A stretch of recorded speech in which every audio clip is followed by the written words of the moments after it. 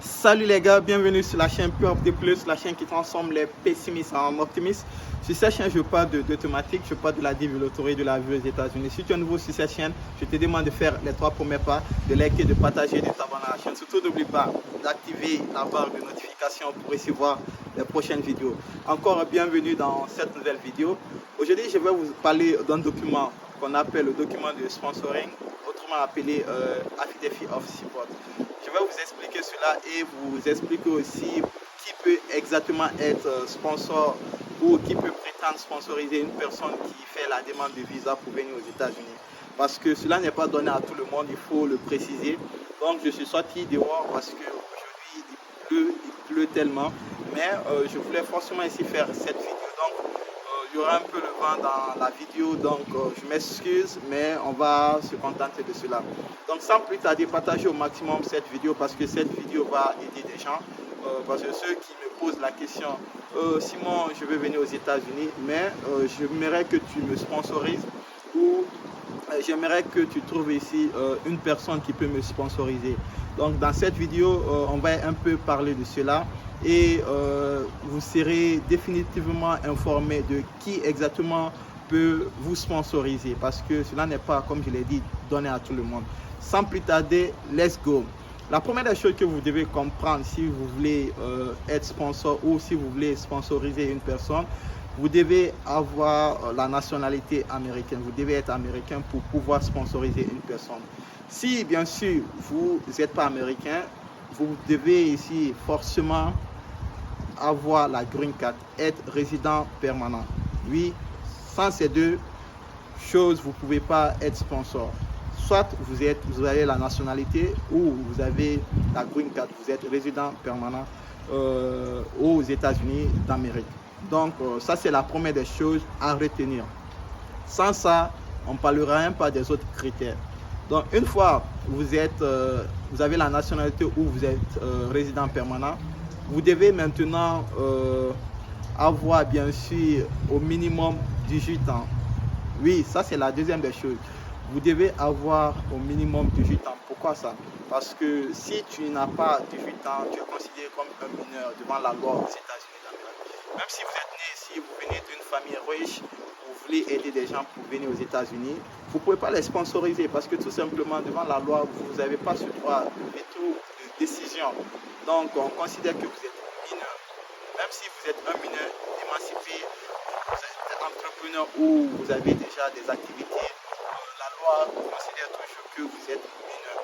Donc ça c'est la deuxième des choses que vous devez retenir pour pouvoir bien sûr sponsoriser une personne à venir aux États-Unis.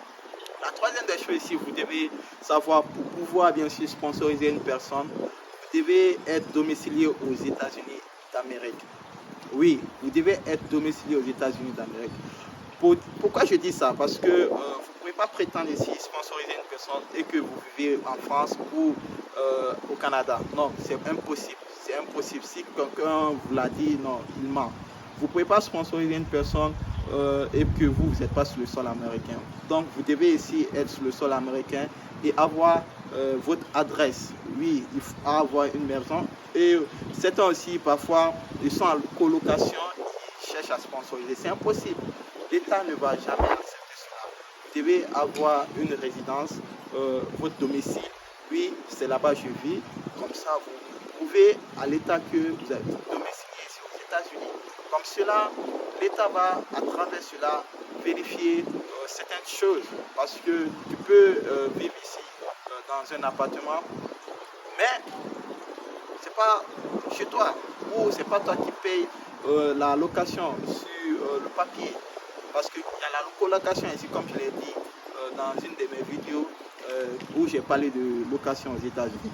Donc il y a la colocation. Donc ça veut dire que si vous voulez bien sûr ou vous prétendez sponsoriser une personne, vous devez forcément avoir une résidence, être domicilié ici aux États-Unis. Donc ça c'était la troisième des choses les gars. Donc la quatrième des choses ici, bien sûr pour sponsoriser une personne ou prétendre ici sponsoriser une personne, il faudrait ici payer ses taxes. Il faut payer ses impôts. Je parlais tout de suite de maison. Si vous êtes domicilié quelque part, vous avez une maison, donc l'État va vérifier est-ce que vous payez vos impôts chaque année. Si bien sûr la propriété vous appartient, si vous payez vos taxes, bien sûr si vous travaillez, et c'est forcément de travail parce que si tu veux avoir un income, c'est qu'un revenu chaque fin de mois, il faut travailler. Donc l'État va vérifier tout cela. Mais qu'est-ce qui permet ici à l'État de vérifier? Parce que vous êtes domicilié aux États-Unis. Donc ça c'est une des règles ici pour prétendre bien sûr sponsoriser une personne. Donc vous devez payer vos taxes, vous devez payer vos impôts parce que les États-Unis se développent avec ça. On dit souvent que les immigrants viennent ici dans les pays pour profiter. Non, on contribue ici, on contribue aussi au développement ici du pays qui nous accueille, comme les États-Unis. On contribue ici au développement des États-Unis parce que c'est avec ces taxes, ces impôts qui prennent ici pour investir ici dans les travaux publics, dans la construction des routes, par exemple, dans ici l'aménagement ici des ponts et chaussées, ainsi de suite. Donc, beaucoup de choses ici rentrent dans ça. Les assurances, ceux qui travaillent ici dans le gouvernement, par exemple, la retraite, tout cela. Donc, la cinquième des choses ici que vous devez retenir ici, pour prétendre bien sûr sponsoriser une personne, c'est la plus importante. Il faudrait ici être en capacité financière de sponsoriser cette personne. J'ai résumé cela parce que dans ça, on va parler ici des finances. Dans ça, on va parler ici de votre travail. Si vous avez des propriétés, par exemple, vous êtes dans le real estate ici, qui est l'immobilier, vous pouvez ici justifier à travers ces propriétés que vous avez que oui, je peux prétendre ici prendre cette personne en charge. Cela, ça solidifie ici votre demande de prise en charge pour votre neveu ou pour la personne que vous voulez envoyer aux États-Unis d'Amérique. Parce que l'État va vérifier est-ce que vous avez ces finances. Vous devez aussi avoir un montant minimum ici dans votre compte. Si vous n'avez pas ce montant minimum, donc ça devient compliqué pour vous. Donc c'est pour toutes ces choses que vous devez vraiment vous préparer. Parce que moi, par exemple, je suis nouveau, disons comme cela ici aux États-Unis. J'ai que 2 ans ici. Donc j'ai pas un logement à mon nom. J'ai pas ce montant qu'on demande. Et il y a beaucoup de choses que je n'ai pas. Donc, je me cherche aussi. Je me cherche et je continue à me chercher. Donc, moi, je ne peux pas sponsoriser une personne. Et je n'ai pas ce réseau pour sponsoriser, ce réseau qui peut aider des gens ici à être sponsorisés. Je n'ai pas de contact que je connais qui peut me garantir, oui, quand vous dites à telle personne de venir, je vais le sponsoriser. Parce que souvent, les gens, ils s'engagent, après ils se désengagent. Donc ça, quand ça vous arrive, les gars, ça fait mal. Ça fait mal.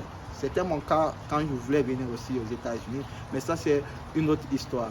Alors, tout ce que je veux que vous compreniez, avant de venir ou avant de dire à quelqu'un, je veux que tu me sponsors, tu sois mon sponsor, vérifiez beaucoup de choses comme ces éléments que j'ai cités. Vérifiez ces éléments. Est-ce qu'il est marié aux États-Unis? Est-ce qu'il a une famille?